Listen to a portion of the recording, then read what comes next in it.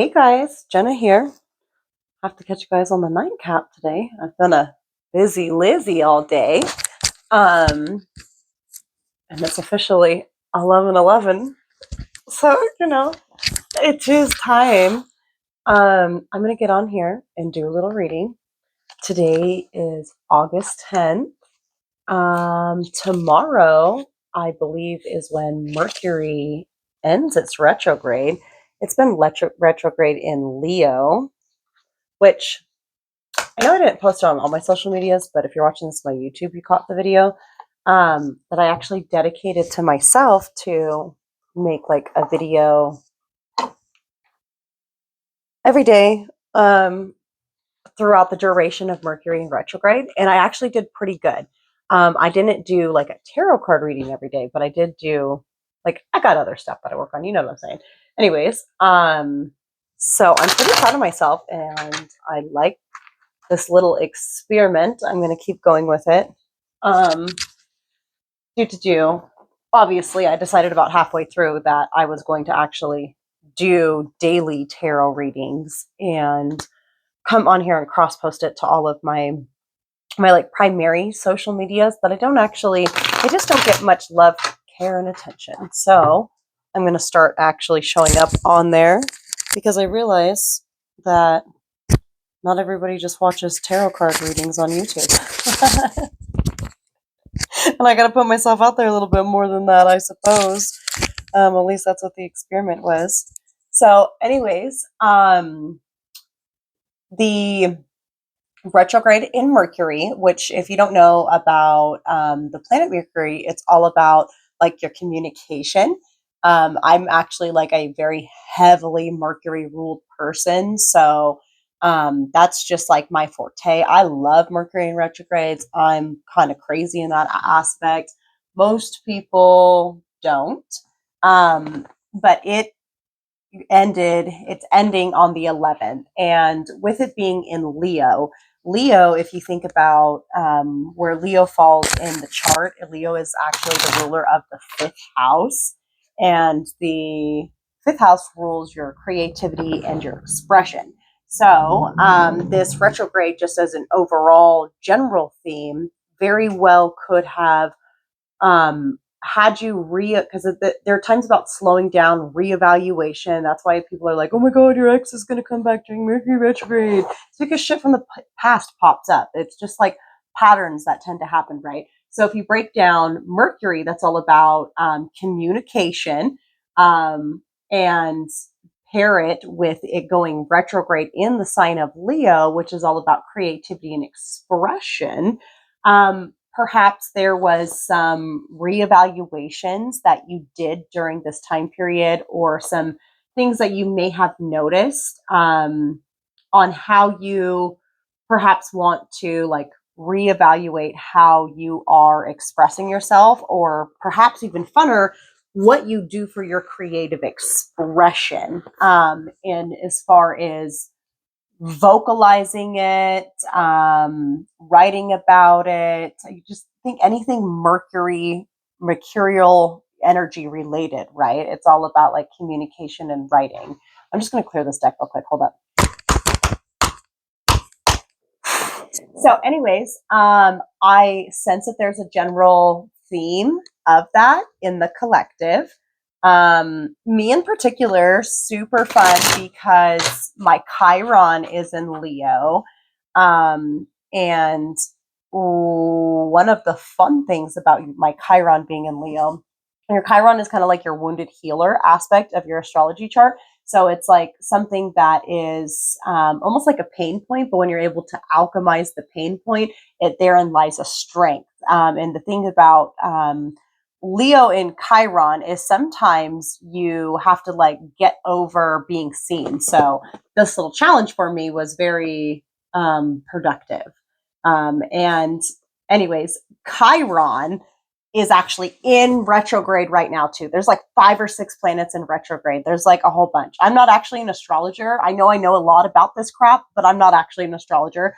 So look up everything for yourself. But Chiron is in retrograde in Aries. And Aries is actually my first house. It's my rising sign, and it's all about expression, or not expression. Um, excuse me. It's your like self identity or your self expression to the world is what your rising sign is. So, you know that you typically have like your three majors. You've got your sun sign, you've got your rising sign, you've got your moon sign. Most people just focus on their sun sign.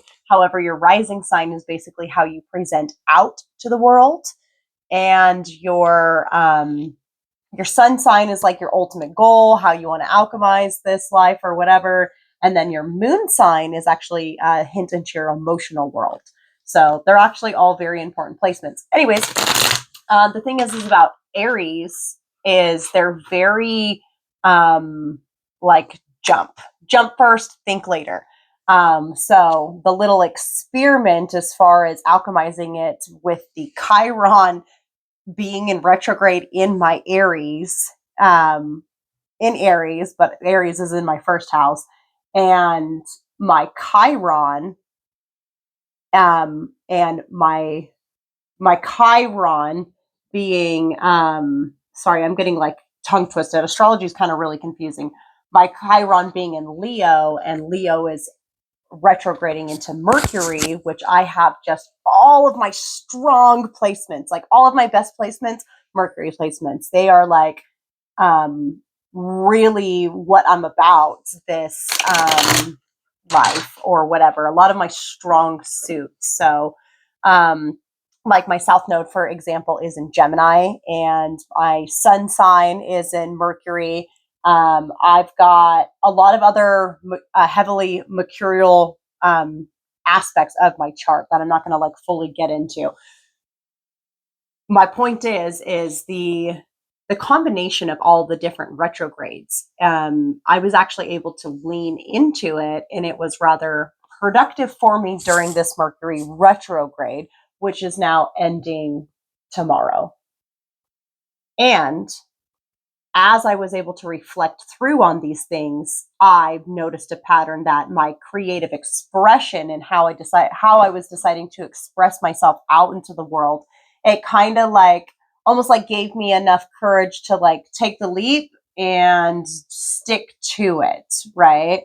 So, anyways, I encourage you to reflect back from this Monday, because let's face it, it's probably going to be Monday by the time you're watching this. Back towards about mid July. So I think it was on like July 18th, July 17th is when Mercury actually officially went into retrograde. So from that time period up until now, in what ways has your life been triggered? What triggers came up? What type of ideas did you get in your head? And really pay attention to themes in your life around creativity and expression, and also anything communication. Again, any of the signs that I mentioned are signs that are like heavily impacted by these retrogrades. So if you have any of those similar placements to me, you could look those up in your chart, and it could give you some more insight.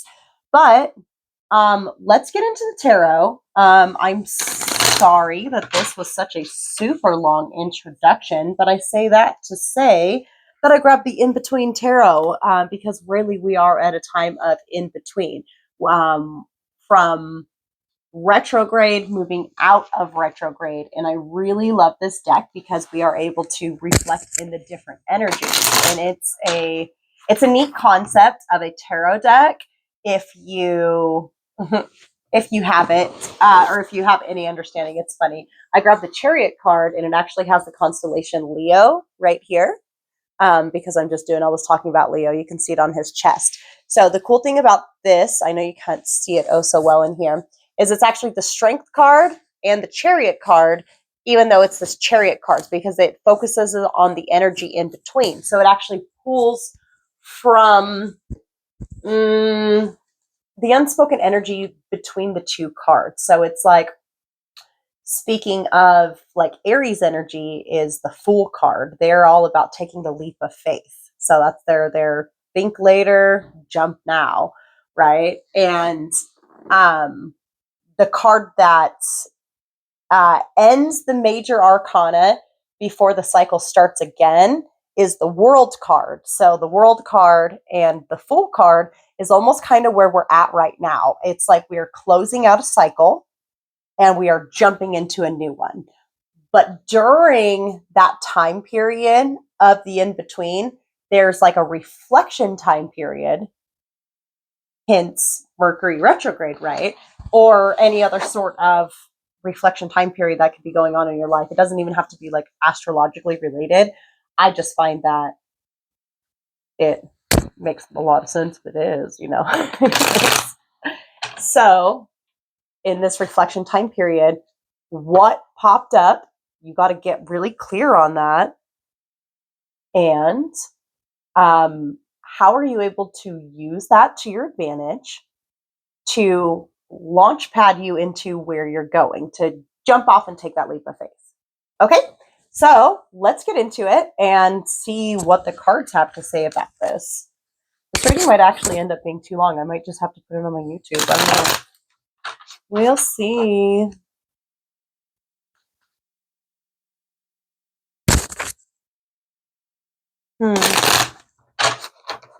Got the Eight of Swords and the Nine of Swords. So really could have been rough. This Mercury retrograde or whatever, this could have been kind of rough. There's a lot of rough energy where you're really stuck in your head. You really had to battle your own thoughts and get out of your like own head. Okay. Very interesting. Let's see. And I find it funny that those were the cards that were popping out right when I was thinking like, is this reading going to be too long? Can I even cross-post it? I guess we'll see. Sometimes like Facebook is super fickle, and if it's over like 15 minutes, it doesn't even show up in an option for me to post the video, and then I got to go through just a bunch of nonsense to post it. So we shall see though. Okay.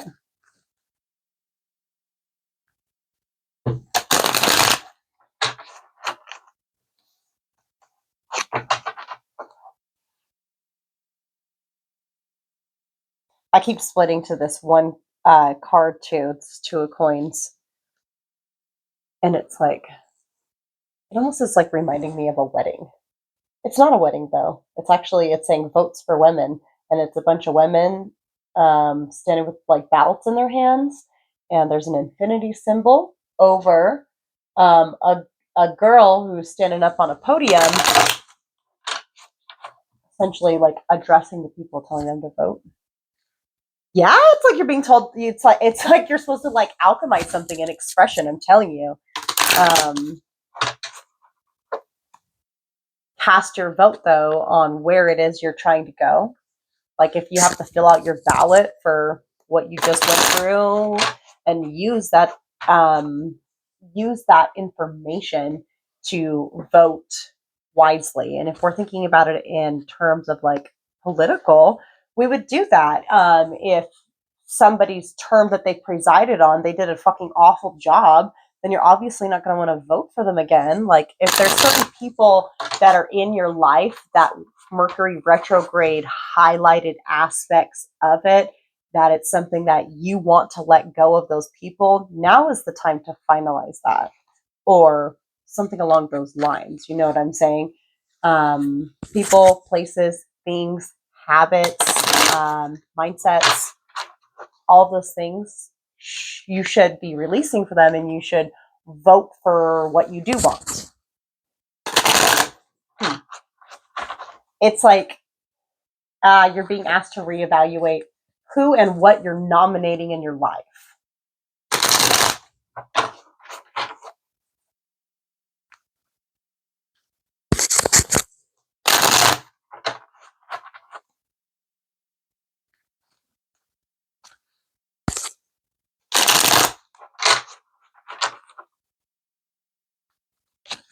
I'm also picking up on something is you have like a lot more value than you're giving yourself credit for. And it's like you, just because the card, it's like, it's a card, vote for women, and I'm obviously a woman. It's like, sometimes you like might be in a habit of delegating out other jobs when you're actually perfectly capable of doing it yourself. Okay.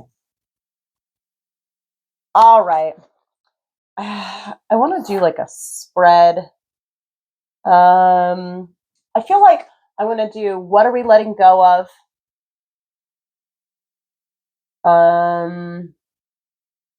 What's the realization of like something? I don't know, just realization and then the outcome. Something like that. It's going to be just the basic 3-card pull. Okay, what are we releasing? Okay, we got 2 there. And what was the realizations that we had or we still need to come to? Okay. And what is the outcome? Or what do we need to focus on? I think I like that better.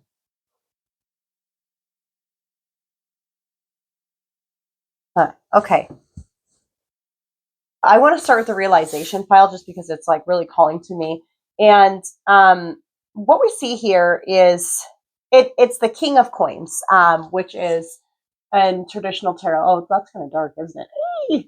Which is the King of Coins is the King of Pentacles, and I don't know. This card looks kind of creepy. It's like weird. Okay, hang on. I gotta turn this light. See, this isn't gonna make sense unless I explain the symbolism to you guys. Hold up. Let me turn on the big light. Ugh, God forbid, right? Okay. Look at this. Okay, so young girl, right? And she is learning how to make this stuff.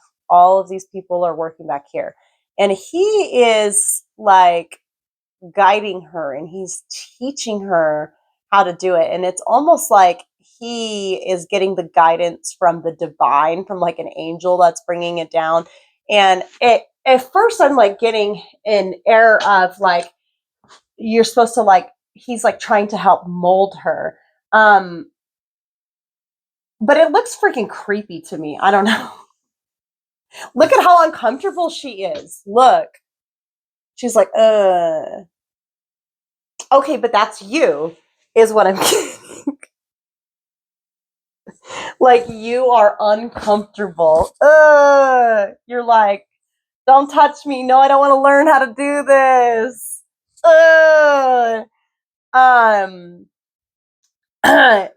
But this King of Coins, he's almost a um like a loving father trying to guide his child. And it's like, okay, so if you have a teenage daughter and you want her to learn this skill because you know it's going to help her out in life, and she doesn't want to do it. She's like, do I have to? Right? You're very like almost disgruntled is the realization that you come to. And the 5 of Coins is actually in the reverse position right here too. So what realization is you need to come to is it's going to require you to be able to learn the skills on your own in order to get yourself up out of the cold. The 5 of Coins, traditionally, it's like being left out in the cold. It's almost like a card of like homelessness in a way is what I'm getting, like almost like desperation. You feel like nobody's there for you. You are like discarded, judged harshly, all of these things, right? And what the realization it is that you need to come to is your almost like your higher power, your angels, your spirit guides are sending you in situations where you are being taught to learn the skills that you need to in order to build these beautiful statues, because you're going to be able to sell those statues for the high, homie. You know, like the skills you're building now are very valuable. And that's the realization that you need to make. Huh, very interesting. Okay, and what is it that we're letting go of? Oh my God, I love this. Okay, we're letting go of the 10 of Wands and the 5 of Swords, which are just, they're both awful cards. So we're letting go of 10 of Wands, we're letting go of burdens, things that are overburdening us, right? And we're able to let go of the burdens because this is the in-between tarot, right? We're able to let go of the burdens. With 10 of Wands, normally it's like the guy's got a whole bunch of sticks on his back and he's like way down. And anyways, it's the end of it. We're letting go of the 10 of Wands and we're going to go into the Ace of Wands. We're going to be able to let go of these like really heavy burdens, and the 5 of Swords, which is really people who are like willing to win at all costs, you know, just it also can denote separations, stuff like this. And the 6 of Swords, the in-between part of this, actually denotes moving on to calmer waters. And you can see this guy, like he won. You clearly won it, whatever it is, and you're able to walk away. But it was like a nasty battle, right? Okay. And the 10 of Wands into the Ace of Wands. The Ace of Wands is all about brand new passions. But this brand new passion, you're going to have to learn skills. You're going to have to put in work because you have to be able to stand on your own. It's something where you have to be self-sufficient, self-made type of man. Okay. And our outcome. Okay. So we've got the 2 of Swords. You actually, you don't see the outcome right now because you're still kind of stuck in the, I don't want to see it. I don't want to see what's going on. You're kind of like heartbroken. Like I'm saying, I feel like there's something, you know, anyways, something that wasn't fun. And now you're still in just kind of like a little bit of a resistance. But anyways, the 3 of Swords, you're still a little heartbroken, but you're healing. And once you are able to heal, these 2 ones that popped out in the reverse, we're going to actually be able to pop up right. And that's when a card comes out in the reverse, it doesn't always mean the shadow aspects of the card. A lot of the times I see it as actually being a solution. So you have the Ace of Cups in the reverse position and the 8 of Coins in the reverse position. The 8 of Coins is about work. So the King of Coins, you know, the 8 of Coins is actually putting in the work. And once you're actually able to put in the work, you're going to get your Ace of Cups, which is your cup runneth over. It's like you have, your cup is so full that you are able to pour into everybody else's cup and share with ease. Okay. Because we are not pouring from empty fucking cups. Okay. I love you guys. I hope that reading helps. Please reflect on whatever this nasty situation is. Allow it to spark reason for a new beginning of something that you are passionate about. Try not to resist whatever skills you're going to have to learn. Try to keep a positive mindset about it. Because once you are willing to put in the work, you're going to be able to bring in this, like, you know, aren't you thirsty? Don't you want to drink your big cup of water? Okay. You're able to fill up this entire jug. Look at how big that jug is in comparison to her. Okay. It's a lot. So be willing to put in the work. That's how you alchemize the energy. I know you don't see it right now, but literally just keep going. Just keep working through it because you're the only person who can get yourself out of this situation, whatever it is. Okay. I love you guys. Have a good night.